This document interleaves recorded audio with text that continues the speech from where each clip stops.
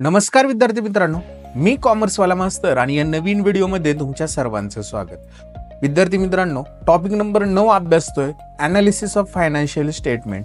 याच्यामध्ये आपण व्हर्टिकल फॉर्मॅटमध्ये बॅलन्स शीट कशा पद्धतीने बनवली जाते, म्हणजेच हॉरिझॉन्टल फॉर्मॅटमधली बॅलन्स शीट कन्वर्ट करायची व्हर्टिकल फॉर्मॅटमध्ये, तर ती कशा पद्धतीने कन्वर्ट केली जाते. याच्यामध्ये सगळ्यात महत्त्वाचा पार्ट म्हणजे आपल्याला त्या बॅलन्स शीटचा फॉर्मॅट जर पार्ट असेल तर कन्वर्ट करायला काही अडचणी येणार नाहीये, फक्त आपल्याला अमाऊंट लिहून घ्यायच्या आहेत. तर याच्यामध्ये आपण लास्ट व्हिडिओमध्ये फर्स्ट एक्झाम्पल अभ्यासलेले, या व्हिडिओमध्ये आपण सेकंड एक्झाम्पल अभ्यासणार आहोत. तर हे लास्ट व्हिडिओ किंवा लास्ट जे टॉपिक आहेत 1 to 8 पर्यंतचे, 1 ते 8 टॉपिक पर्यंतचे, त्याचे व्हिडिओ जरी तुम्ही बघितलेले नसतील तर त्या व्हिडिओच्या प्लेलिस्टच्या लिंक डिस्क्रिप्शन बॉक्समध्ये मी देऊन ठेवतो, तिथे जाऊन तुम्ही ते बघू शकता.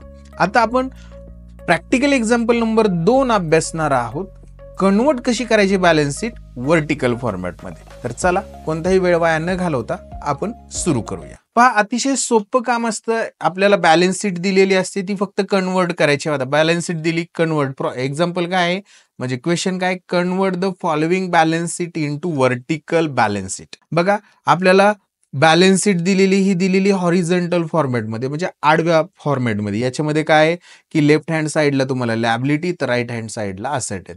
मग लॅबिलिटीमध्ये कोणकोणत्या लॅबिलिटी, कॅपिटल, ओनर्स फंड आहे किंवा सोर्सेस ऑफ फंड मध्ये येणार आहेत.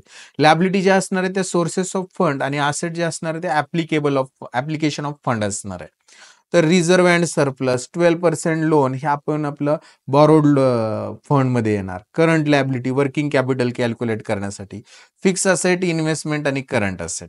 तर बघा, आता हे कन्वर्ट करताना आपल्याला सुरुवातीला लॅबिलिटी लिहावी लागतात. मग लॅबिलिटी लिहिताना आपण लिहिणार सोर्सेस ऑफ फंड, किंवा त्याला ओनर्स फंड असं म्हणतो. मग ओनर्स फंड मध्ये आपण काय लिहिणार, कॅपिटल, जे आपल्याला दिले बघा या ठिकाणी कॅपिटल 80,000, तेच आपण या ठिकाणी लिहिलं 80,000. देन आफ्टर आपण लिहिणार आहोत बघा रिझर्व्ह अँड सरप्लस, इथे दिलेलं आहे 20,000. हा रिझर्व्ह त्याच्यामध्ये ऍड करणार 20,000.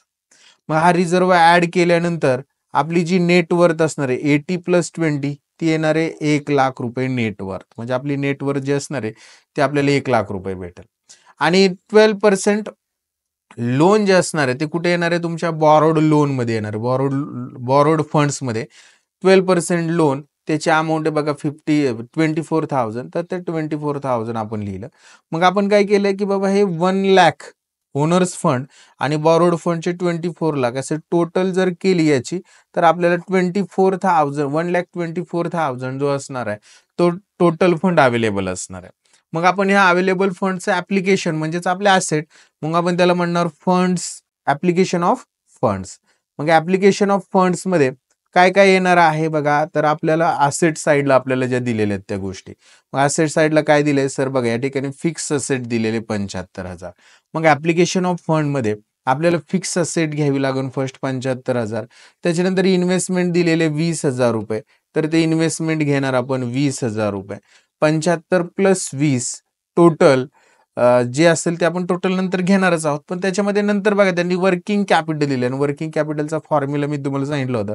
Working capital is equal to current asset minus current liability.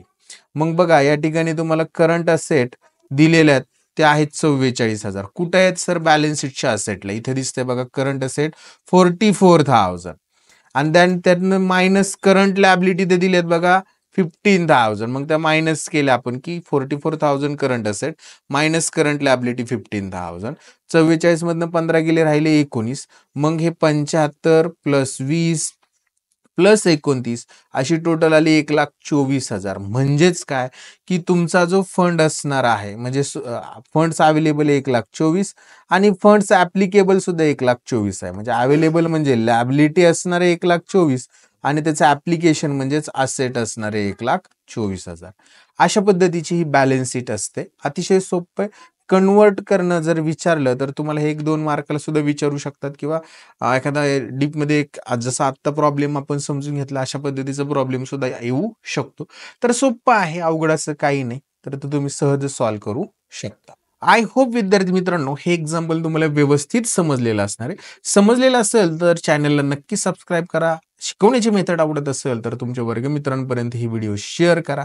आणि आपण आज थांबणार आहोत. पुढच्या व्हिडिओमध्ये आपण नेक्स्ट पार्ट अभ्यासणार आहोत. तोपर्यंत सर्वांना बाय, टेक केअर.